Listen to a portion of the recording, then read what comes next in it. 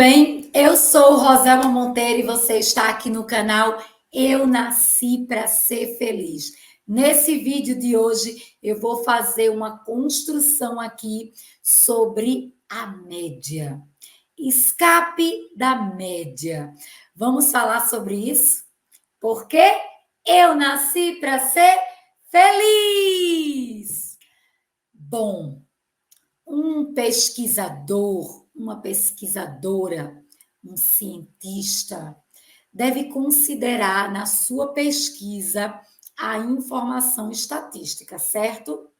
Quando se faz pesquisa, nós aprendemos também como, entre aspas, limpar os dados.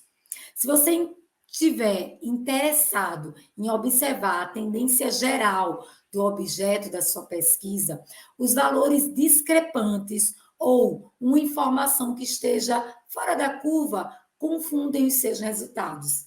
E há procedimentos e fórmulas e estatísticas para que os pesquisadores usem e eliminem esse problema. E olha, isso não é trapacear. Estamos falando de procedimentos estatisticamente válidos. Isto é, caso o pesquisador, a pesquisadora só esteja interessado na tendência geral, o que não é o meu caso. Não é o meu caso porque eu me interesso pelo que está fora da curva, pelo que foge da estatística geral. Isso não deixa de ser um dado. É um dado de pesquisa e precisa ser visto, precisa ser olhado. Não é a média, não é o comum, mas é um dado. No vídeo de hoje, vamos falar um pouco sobre essa coisa de sair da média. Você está na média ou fora da curva? A abordagem típica de uma pesquisa para compreender, por exemplo, o comportamento humano sempre foi analisar o comportamento ou o resultado médio. Mas olha só, isso cria o que Shaw Ashore, professor e pesquisador de Harvard, uma das melhores e maiores universidades dos Estados Unidos, chamou de culto da média nas ciências comportamentais. Isso é muito comum. Se alguém fizer uma pergunta do tipo: em quanto tempo uma criança consegue aprender a ler em uma sala de aula? A ciência muda essa pergunta para: em quanto tempo, em média, uma criança consegue ler, aprender a ler em uma sala de aula? Com isso, ignoramos as crianças que aprendem a ler mais rapidamente, por exemplo, ou mais lentamente, e adaptamos as aulas tendo em vista a criança mediana. Esse é o primeiro erro cometido pela psicologia e pela pedagogia tradicionais. Por que isso é um erro? Continua aqui comigo que eu vou te responder e te explicar direitinho. Bom, se você se limitar a estudar a média, você permanecerá meramente mediano. Olha só, a psicologia e a pedagogia convencional, tradicional, ignorou propositalmente as informações ou os comportamentos discrepantes. E por que isso acontece? Porque essas informações, esses dados não se encaixam no padrão. Mas e se a gente fizer o contrário? Se em vez de excluir esses dados, essas informações discrepantes, a gente buscar aprender com eles. Que tal? Topa fazer essa viagem, essa construção? Então, vamos lá. Às vezes, Estamos focados demais no negativo, nos aspectos negativos do ensino e da aprendizagem. Vejamos por quê. É verdade que existem pesquisadores na área da educação que não se limitam a estudar apenas o que é mediano, é fato. Eles tendem a se concentrar naqueles dados que ficam de um só lado da média, o lado negativo, o que está abaixo da linha mediana.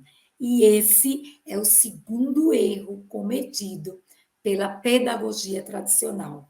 Os estudantes que estão abaixo do normal são aqueles que tendem a precisar de mais ajuda, certo? Para serem afastados das notas baixas, do baixo desempenho, da reprovação, do fracasso escolar.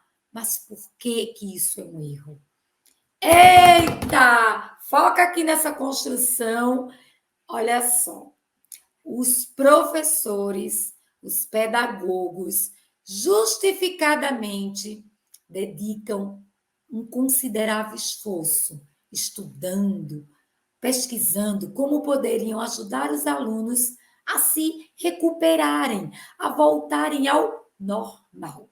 No entanto, por mais valiosa que seja a intenção, ela só revela a metade da realidade. Por quê? Por que que isso acontece? Você pode eliminar o baixo desempenho de uma criança sem tornar ela mais capaz.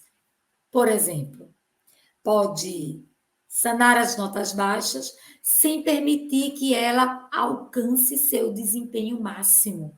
Pode fazer um aluno voltar a frequentar as aulas todos os dias, sem, no entanto, melhorar a sua permanência na sala de aula. Se você só luta, só trabalha para reduzir os aspectos negativos, você apenas atingirá a média e deixará passar irremediavelmente a oportunidade de superá-la. Ou seja, você pode passar a vida inteira estudando a gravidade sem aprender a voar. Gente, tem muita pesquisa por aí mostrando os aspectos negativos da educação. Para cada estudo sobre pedagogias alternativas, são conduzidas pelo menos 17 pesquisas sobre fracasso escolar, distúrbio de aprendizagem, etc, etc. Isso é um dado real. E por que que isso acontece? Por que que a gente sabe tanto sobre os aspectos negativos da educação e sabemos tão pouco sobre o positivo, o que também dá certo, embora não seja estatisticamente relevante como um dado quantitativo. Há algum tempo atrás, eu trabalhava numa determinada escola e lá aconteceu a Semana da Educação. Eram oficinas, palestras, a semana inteira. Então, os tópicos discutidos eram: segunda-feira, transtorno e déficit de atenção. Terça-feira, evasão escolar. Quarta-feira, fracasso escolar nos anos iniciais. Quinta-feira, era comportamento inadequado, algo assim. Sexta-feira, vai lá saber um tema lá negativo. Aquilo não era uma semana da educação, mas uma semana da deseducação. O padrão de manter o foco no negativo permeia não apenas as pesquisas e as instituições de ensino, mas também a sociedade como um todo. Quer ver? Liga o noticiário da TV. A maior parte do tempo da transmissão é dedicada a acidentes, notícias sobre corrupção, notícias sobre assassinatos, abusos.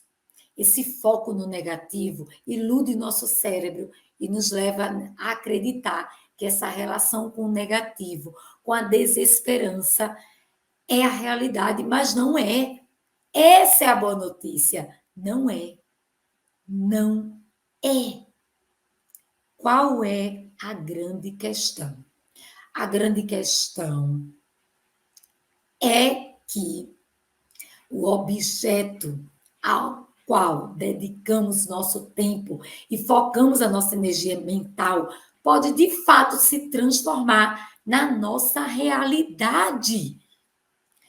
No que colocamos foco, cresce. Ou seja, para concluir por hora aqui a nossa construção, assim diremos.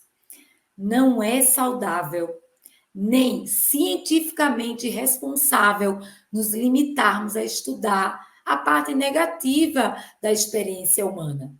Em 1998,